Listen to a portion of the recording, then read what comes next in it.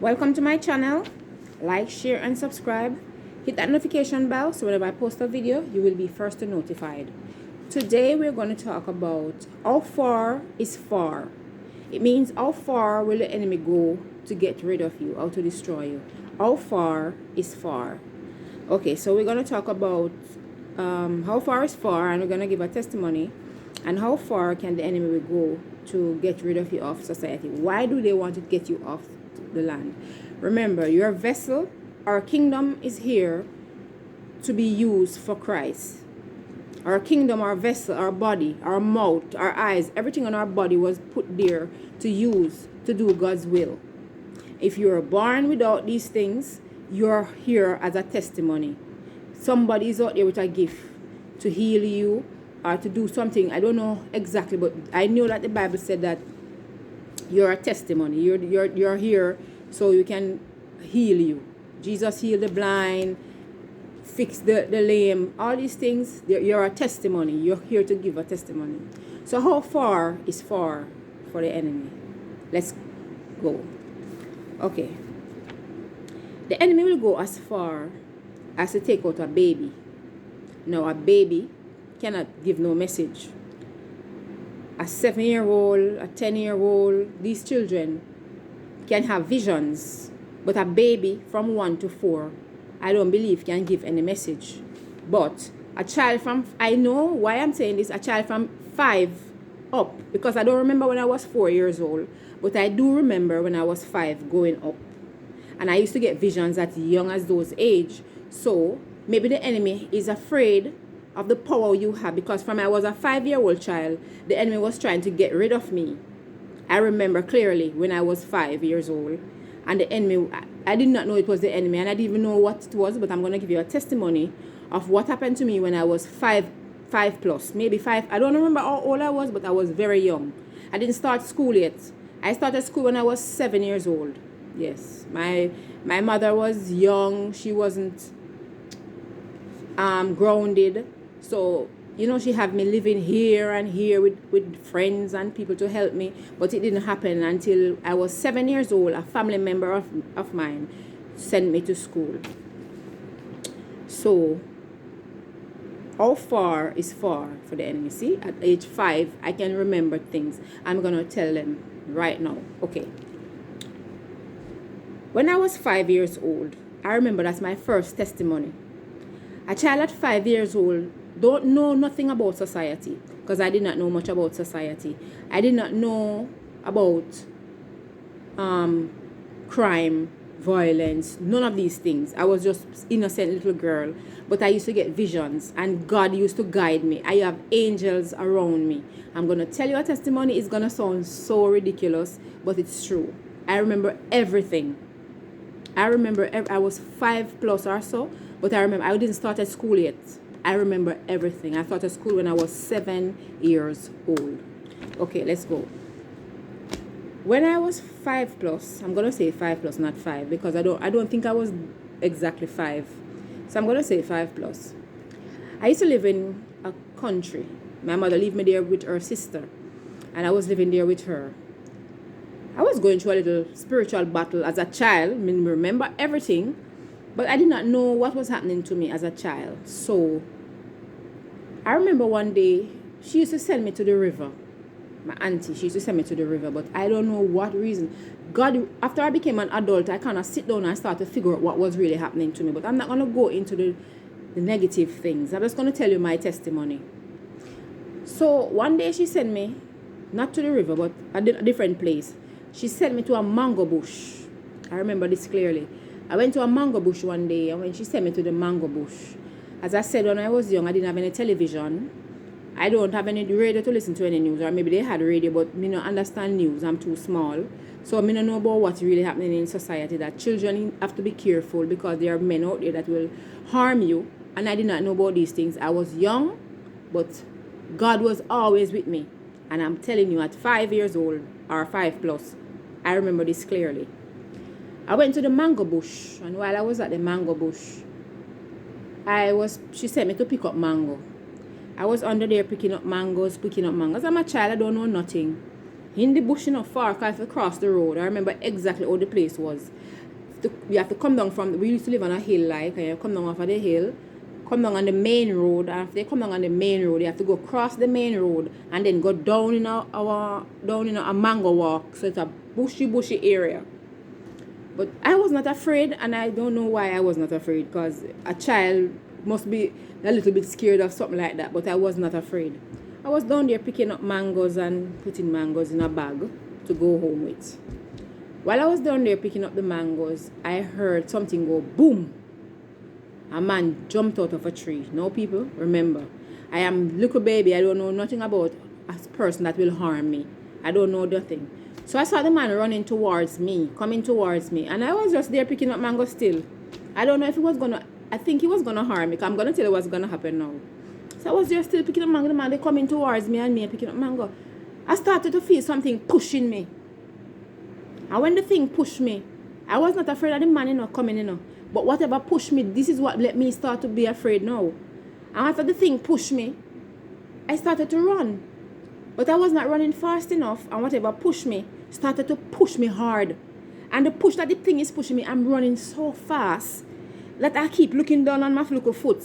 Like, what is happening to me? I'm still running, but my little foot, them move faster than ever. I've never seen 2 foot move so much. I was just running. And I run and I run. And me, when I'm running, I'm looking down on my foot because I'm going so fast. After all of that finished, I reached home. I don't remember exactly what happened when I reached home. But that's one of the first testimony I can testify that something was in that bush. Knew that this man was coming to do something to me, to harm me. I was not running from the man. I was running from whatever was pushing me. That scared me, and I was running, and it was pushing me. And it pushed me, so till I came out of the mango bush on the main road home. Fast. So no, that's a child. So if people are trying to destroy children at my age, because they knew who I was, they knew what God is going to do for me. They knew what God is going to take me to do. They did not want me in society. They did not want me on this earth. So we have to protect our children. So as young, from they are born, before they're even formed in the womb, we have to start saying, okay, we don't know what purpose this child has. We have to protect the child in our home. Because we do not know what God is going to use the child to do. You understand? Nobody knows what's created inside our belly but God. You understand me? But I had a vision also about the creation of what happened in the stomach, but I'm not going to talk about that today. How far is far for the enemy? The enemy will go as far as to destroy a baby just because they know their purpose. That child has a purpose. They know the child's purpose, and they want to try and destroy the purpose of that child. That child is something wonderful, and they know how wonderful and how blessed that child is. That child is called purpose. Now, I have a purpose, but I'm telling you the truth. I'm trying now to see what I can do to bring out purpose. Purpose is here, but how can we get purpose out? I'm trying now to make testimonies to see how far purpose can take me. Okay, so that's one of my testimony. Let's see if I can find some more and explain to you how far really enemy go just to get you out of society, to destroy you. Okay, I'm going to share another testimony with you. This one is when I was an elder, a big girl, not an elder. I was 28 years old, and this happened to me. When I was 28 years old, I met someone. I met the person in June. And when I met him, I kind of said to myself, this is the person that I want to be with. I think this is the person, because I didn't have a child at the time as yet. And I decided that this was the man I was going to have my child with. And I looked at him and I decided that this was the man I wanted to be my child's father. Anyways, I started to make plans for my life with this person. I don't know if the person was making any plans for me, but I was making plans. We are young as young girls, and we're just trying to find love. All of us, we're trying to find that special person that will love us. Anyways, when I met him, I don't know much about him, and I met him in June. So by November, December, you know, we're getting good. We're staying together. We're spending time together. So June, July, August, September, those times we're spending a lot of time together. So I decided that, you know what, I'm going to do an HIV test. I'm going to do an HIV test. And after I do the HIV test, I planned everything, you know. I was going to tell him that the HIV test that I did was positive. It's not true. That's why you must not tell a lie. So I planned to tell him that the HIV test I did was positive. Why? Because I wanted him to go and do one. So I went out the evening with not with the intention to do any tests. What happened was we were going to an Olips. We were going to a party. And I went to shop. But while on my way shopping, I saw them doing, you know, they were doing free HIV tests. So I went there and, you know, I knew nothing was wrong with me, but I thought that I just wanted to do it so I could convince him to go do one also, because we just met and I wanted things to be clear first. Clear the air so we can be, you know, true to each other, whatever. Anyway, I went and did the test, and while I did the test, I was sitting there for I did the test 4 o'clock. And by 5 o'clock, 6 o'clock, I was still sitting there waiting for a result. The man telling me I have to wait. I'm talking about everybody that did the test before me is gone, and I'm still sitting down. At the time, I did not understand what was happening, but since I became a Christian and started to watch what was happening in society, I figured out what was happening. They were going to give me a negative feedback. They wanted to fill me with all their bad energies before they let me go. So when I'm leaving, I was positive. I was too positive when I came there. So they wanted me to leave with negative energy, which I didn't understand. And I didn't know these things. So when I went there and I did the test, I'm talking about from about 4 o'clock.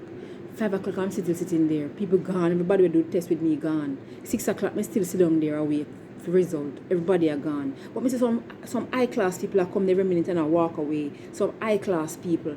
The time I didn't know, I trick the people and sit down there, so I try to trick me. So anyway, I wonder what happened.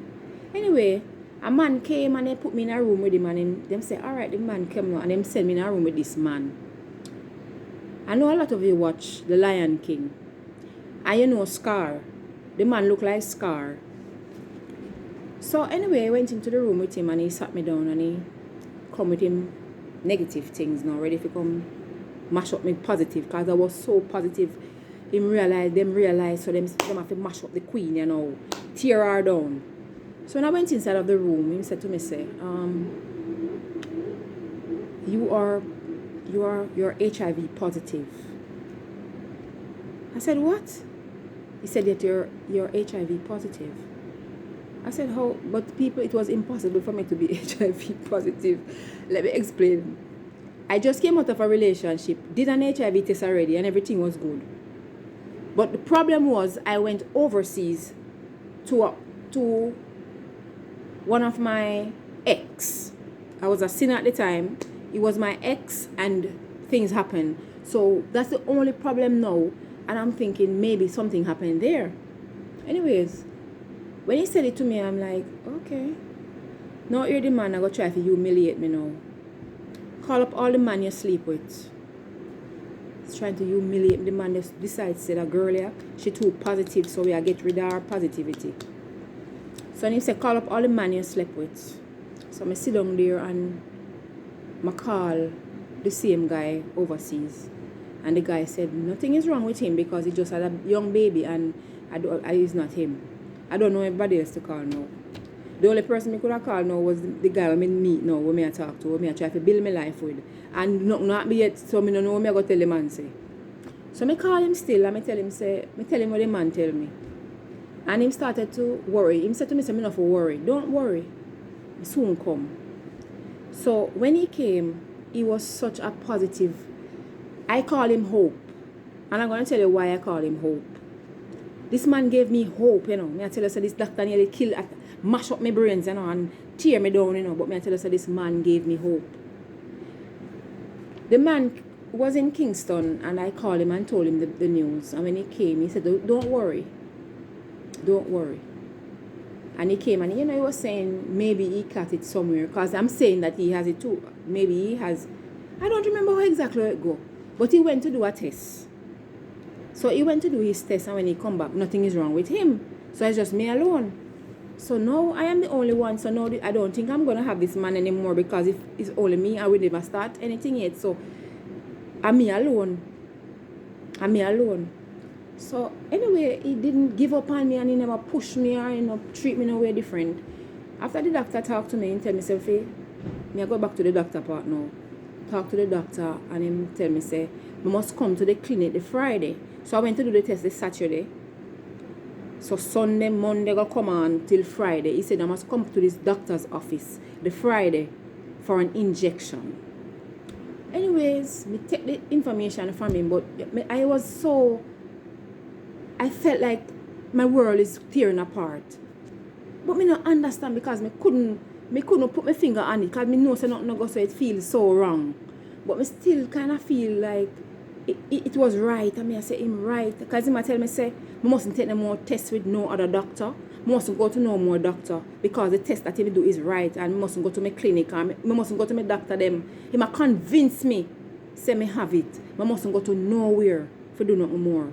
Me have it. So I turned to him and said, but if I go to my doctor and take a test, and him said, don't go to any doctor, I must come to him Friday for an injection. Anyways, me know say nothing about do my people, so me me kind of, because when him convince me kind of feel so low. And but when the next spirit above me, I said to me, say, Simone, nothing wrong with you. Simone, a spirit there shadow me, and I said, Simone, nothing with you. Anyway, so that was a Saturday night. So let me tell you, my partner, when me leave out of the office where the doctor tell me, say me, whatever, me see one big trucker come, and me now go to how him do me. It's like him put one whole heap of dark cloud over me. Me tell you how positive I was when I went there, and it's like him do something. Them time I never know, so people can do these things to you. They can do a whole heap of evil to you. So it's like him carry some whole heap of evil from which part him come from. Because they make them phone call and say, yeah man, we have one prophet there, we have to get rid of that one. And in the just carry some whole heap of dark force come put over me, because me know positive say that was not true. So anyway, me see one big trucker come. It's like them plan for just murder me. So me see one big trucker come, and I say, sure, me don't want to live here, man. And I say, me just go out in a big truck. But God, I said to me, say, Simone, look on the driver where I come, and look on his face. People say the driver come, it's like the man wait for me if go on the road. Like them set up everything, man. And I wait for me if he step out on the road. And I hear one spirit say to me, say, Simone, go across the street now. And I go so I look up on the truck driver, and I just cut across the street. When I cut across the street, I have hope. It's like God come with me, like God. The dark forces, them when they send behind me, all of them just, like they're still there on me now, but they now win. Because somebody give me hope, some type of hope I come. I took up my phone, and the first person I called was my mother. And I said to her, Mommy. And she said, yes, baby. And I said, so them told me that I have HIV. And she said, baby, how you make something like that happen to you? But people, me positive in my head say something wrong. You know, right. But me still can't do all them do me in the office. I call all the man where you sleep with and then something there. You feel so like one shadow just, they might try to put bad energy upon me now. So I like bad energy, you catch me. Because I never know them tricks. Anyway, I tell my mother, and she said that. She said I'm not to tell my family them, because they're going to look down upon me. And at the time, I was living with my grandmother in Ocho Rios. So when we went home, I have two aunties in the house who I love very much. Them I can't tell anything, but people, me no want to tell them nothing. Me can't tell them nothing, because me don't know how them are going to react to it. So what I did, I didn't tell nobody. I go in the house and I see my auntie them, and it's like I end my life now, and me I say to myself, say, me I go in now. It's like them two of them convince you in your brain these things. You come like your life just end. Like you don't have no more living to live. So I go home and I see my family them. It's like, yeah, I say to yourself, say, boy, me I go left them, and I saw me feel that I'm not going to go so. Anyways, I still have this positive feeling in my head. So I call my partner, as I say, me and him just start to talk, and I tell him everything, and him come in. It was on him way from Kingston, and he came there, and he said to me, say, me not for worry myself. Him still love me and everything. That's why I call him Hope. He's called Hope. Anyway, we went back to his place, and when we went back to his place, him still make me feel like You know, him still love me and me not for worry myself. He went to do the test and me tell you no, and him say nothing to do him. So I just me one now. So I was thinking in my head, no, this man I gotta just push me away now, cause you know, him not have no other reason. Cause if him clean and me sick, him not have no reason to talk to me anymore. So anyway, we're supposed to go to Olips the night, and when we're supposed to go to Olips, him said to me say, I can't go, cause me not have the energy to go away. So him said to me say, him a go. So I said, alright then, go on. And him put on him clothes, me sit down watch him dress up and him gone. People me feel so down. And me start to cry and me did it and him gone. But while I was sleeping, now this is why I call him Hope. While I was sleeping, I turned on the bed, and when I turned, it's the man that beside me. So I said to him, say, but you see me say, yeah, go at Olips. Him say, yes. I went there, but I couldn't see a more beautiful a woman than you. There was no woman so beautiful as you. I had to come home. And that's why every time I remember this man, I always call him Hope. This man gave me hope that night. That when I woke up the Sunday morning, I decided that, you know what? Me now make nobody hold me down, because me feel say this man here tell me lie. So I went to my doctor. He said me not forgot no doctor, and him convinced me, you know. Me must just come for my injection. So I go to my doctor and I tell him everything. As this doctor man, I really love him, you know, man. And years me I got this doctor, you know, I tell everything what happened to him after I do the HIV test and tell me so nothing to do me. So when I tell the man that went into office, because a long time me I visit him, any little problem I him me go to. Me I have some vein on my foot. Vein, some ugly vein, he could have make money off of me. And the doctor turned to me and said, leave them alone. Don't trouble your vein them. And I said, okay doctor, and him said, leave them. Listen now. Went into the doctor's office and I convinced him, man. Me no I convince my doctor and say me sick. And him do one test and him said to me, say, who told you that you have HIV? And I said to him, I went to do a test at the place that they told me. Him said, nothing is wrong with you. Because after I finished the test, him said, nothing is wrong with you. So him did I convince, first thing that convinced me to say, you know, see I have to do your injection and you have to go to hospital, and he might tell me everything will happen to me. Anyway, after him tell me that, him said to me, say, he might go send a test to Kingston. And me now get back the result until Friday. Now, Friday is the same day. Me have to go for me injection. So, he did the test and sent it off to Kingston. And remember now, my head mash up right now. Me can't go no work.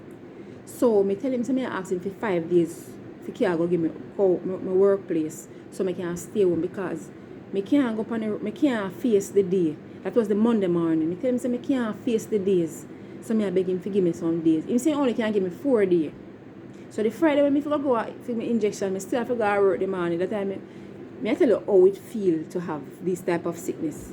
Whenever I was walking on the street and anybody look at me too long, I said to myself, they know. It's like you feel so dirty, you feel so low. But these things not supposed to be like that. Because it's not something that you go out there, you just give yourself. But I saw it work. Anyways, doctor sent the test to Kingston, came back in 4 days. I went the Monday, and he came back the Friday. Friday, it come back. After I come back the Friday, I was at work the Friday now. There I work and people, my head I mash up, but me still there work. Anybody send on to me at workplace, me just have name. I saw me I hit people. I saw me I eat people and go swallow them. Anybody send on to me not like. I saw me they eat people to how me feel. Anyway, I was a cashier that morning. Cashier, so you know, so I have to run the whole shift for the whole day.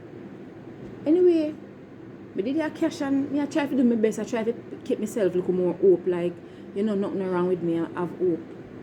After I finish the day I cash, my phone ring because I keep my phone. I never supposed to have my phone for me. But people, they have to keep my phone that day. I want to know what I want. So I had my phone right beside me while I was cashing. And as my phone ring me answer it, and the doctor, and him said to me, say, your result is here, come on for it. And me going to the office for me, to my manager and tell her, I said, me can't do no further work. Me have to leave now. And me tell her and she help me out and me leave the work. Go to the doctor office, then give me a result and tell me, say, nothing to do me people. Me faint.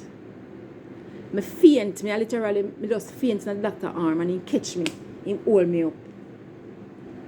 And me cry for a little minutes. Me cry in her arms, me cry. And after me cry finish, me sit down and me relax and He said to me, say, Simone, nothing is wrong with you. You're okay. Nothing is wrong. You don't have no HIV. People told me get mad right now. Me just take the result from him. I don't have the result. I never kept that result. Came from Kingston in the pocket, everything. And I went to the doctor office now where the man tell me say me sick. And I give it to him. I said, look here, see there. Nothing is wrong with me. And he see face like him a smile. Like, you know, then like a general smile. Like him a say, me miss that one here. Me the one kill that one here, that one escape. I saw the man sitting and look at me, you know. Like him I said that one escape, he can't catch that one.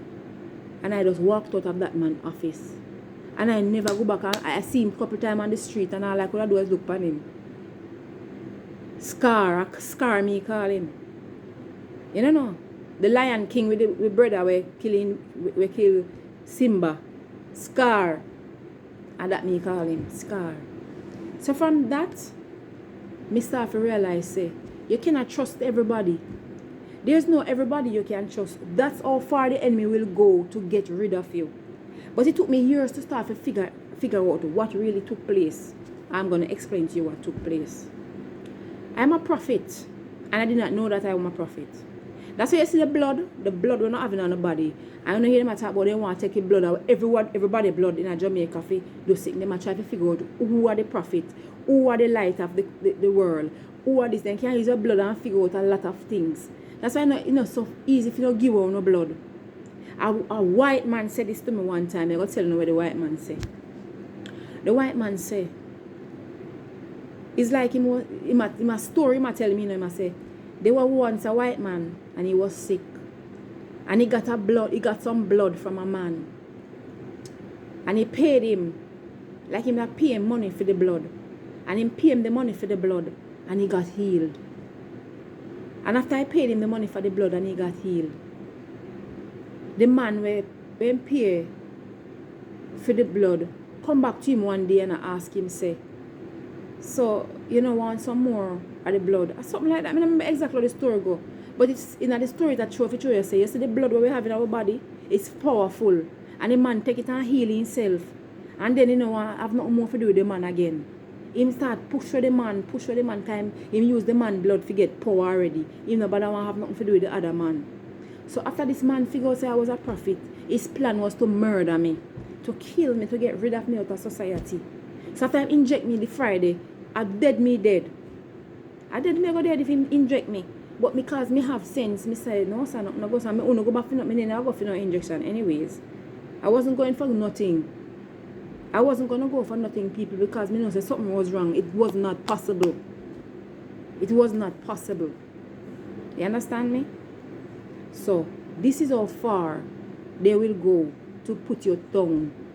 This is how far the enemy will go to hurt you. As young as 5, I gave you a testimony at 5 years old, you know. And I give you a testimony when I was a big woman, big girl.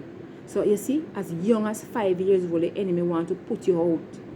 Because that man was running towards me. I don't exactly know what he was running towards me for. But the spirit pushed me and saved me and made me run like Usain Bolt. Run, gone. Left him. So he couldn't really catch me. So that's how far they will go. And that's what this video is about today. How far is far. And why did they want to do this? It was a sacrifice. They saw that I was a prophet and right they saw. Everything for just done for me. My life did for just crash. But I cancel them in the name of Jesus. Your assignment, everybody will have assignment on me. You cancel. Every assignment that is coming, I cancel them in Jesus' name. They're all canceled. I cancel them. And that's how I started to learn in society that something was wrong. And it has something to do with the blood in your body. The liquid where we have inside of us. The liquid we want to carry inside our body. You understand me? The enemy I try to, that's why them put things now in the body. I go no injection and I say this I fit this and that I fit that. See COVID come there and then go much people injection. It still never stop COVID. It still never stop no effect. But then go no it wait for. Wait do. Nothing. You understand me? So this is how far they will go to put you down. I have a lot more testimonies. I have millions of testimony. How the enemy tried to trick me, but now I start to learn all of them little tricks. You understand me? Since I become a Christian, give on your life to Christ, repent, turn on yourself over to God. I'm gonna start studying my Bible. I know I read out my Bible like 4 times, like completely read it out. Plus, I listen to the audio with me for the whole year. Me start from Genesis right down, but me go start about my Bible because I'm getting mixed up in certain things in my Bible. So I have to go back and start studying. Studying the Bible. I am not really doing it right now, but me still want enough to learn that enough to study. Because I done study it already like 4 times. Go through it and everything. And at times me I tell you, say, study on the Bible. Read the Bible and start knowing who you are. Knowing who you are. Because the enemy is out there and they're not playing. And they're not sitting down there planning to make you shine. Anybody where you shine, they might try to dull you. You understand me? Because I went there shining that day. And because they saw me shining, I went to the doctor office shining. Them try to put darkness shadow over me. To make me not shine anymore. See, understand me? I'm going to share one more testimony. If me have, me not okay, maybe make it in a different time. Thank you for watching my video. Like, share, and subscribe. Hit that notification bell. Please hit that notification bell. Please subscribe. I'm begging now. Please to subscribe to my channel. Please subscribe to my channel so I can get that, when I call it 50 subscribers. Please, I beg you to subscribe to my channel. I'm asking you all if you could really just subscribe. Like, share, and subscribe. Hit that notification bell so whenever I post a video, you will be first to notified. Have a wonderful day. Make your comments